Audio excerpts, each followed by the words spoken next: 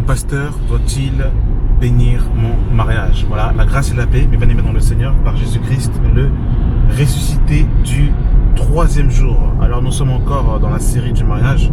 Je pense que ce sera peut-être la dernière vidéo sur ce sujet. On verra comment le Seigneur nous conduira. Et je le clôturerai par cette question. Est-ce qu'un pasteur doit-il bénir le mariage? Alors c'est vraiment une question qu'il faut se poser parce que justement les Écritures nous donnent la réponse.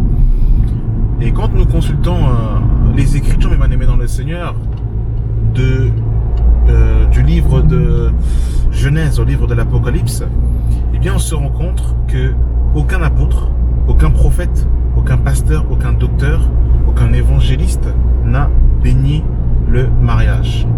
Ce que nous voyons, lorsque nous voyons le premier mariage qui est dans les Écritures, nous voyons que le Père, Yahweh, Elohim, a béni le premier couple, Adam et Ève. Dieu les bénit et leur dit: soyez féconds et multipliez-vous.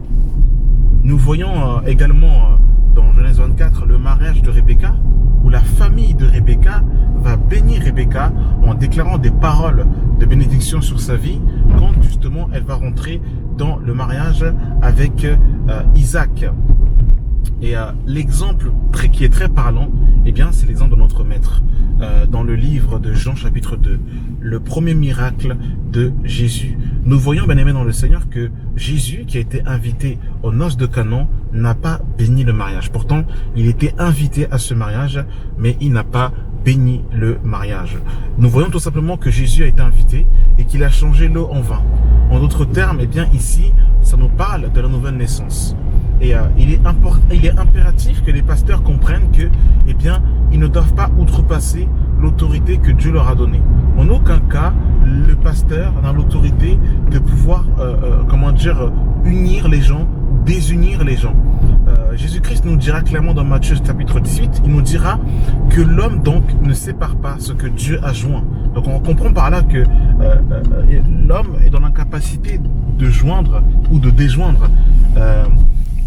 C'est Dieu qui unit par le mariage. Et c'est la mort qui brise justement ce lien. Et selon 1 Corinthiens chapitre 7 à partir du verset 36, l'apôtre Paul nous dit clairement que c'est le père qui marie sa fille. Donc nous sommes dans une génération aujourd'hui où les enfants sont très rebelles à leurs parents et qu'ils vont souvent à l'encontre justement de l'autorité de leurs parents. Et ils imposent justement leur désir, leur volonté à leurs parents. Alors que faire si les parents ne sont pas d'accord alors que mon conjoint est celle dont Dieu m'a destiné? C'est de prier tout simplement. Et si c'est la volonté de Dieu, Dieu inclinera les cœurs. Rappelez-vous que Pharaon ne voulait pas libérer les enfants d'Israël, mais Dieu a incliné le cœur de Pharaon. Il en sera de même pour les parents qui ne veulent pas dans un premier temps, mais si c'est la volonté de Dieu, Dieu fléchira les genoux par la prière, par le jeûne, par la patience, Dieu agira. Mais nous voyons que c'est le père qui marie sa fille. Et quand Paul dit que c'est le père qui marie sa fille, il y a beaucoup d'exemples dans la Bible où on voit que c'est le père qui marie sa fille. On voit justement l'exemple de Rebecca dans Genèse 24, où le serviteur d'Abraham va demander: de qui es-tu la fille? Et là, il va aller dans la famille de Rebecca, et les parents de Rebecca vont dire: nous ne pouvons dire ni oui ni non. Cette histoire vient de l'Éternel, qu'elle devienne la femme de ton serviteur. On voit pareillement avec Laban, Jacob qui va aller vers Laban justement pour marier Rachel. On voit pareillement que Jéthro qui va donner Séphora à Moïse. On voit également Samson lorsqu'il va se marier, il va aller justement vers ses parents et ses parents vont aller voir les parents de la jeune fille. Donc il y a beaucoup d'exemples dans la Bible où nous voyons exactement que c'est le père qui marie sa fille. Et par la suite, il faut justement se présenter devant les autorités. À l'occurrence, ici, nous sommes en France. Donc du coup, le père a l'autorité de pouvoir marier les enfants. Il lègue l'autorité. Le père lègue son autorité donc à son futur, à son gendre. Et par la suite, le couple va devant les autorités afin justement que son mariage soit honoré de tous.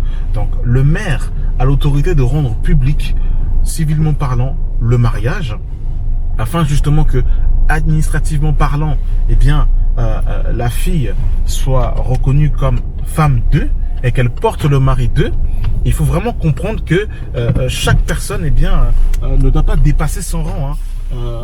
Le père a son autorité et en aucun cas le père devient le maire. Pareillement, pareil, le maire ne devient pas le père. C'est-à-dire que le maire, pardon, ne peut pas prendre l'autorité du père parce que c'est le père qui marie sa fille.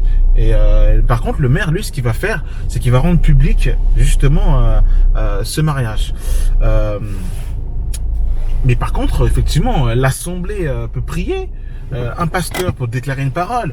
Un pasteur peut prier pour justement, recommander le couple entre les mains de Dieu. Ça, c'est pas un problème, c'est pas un péché.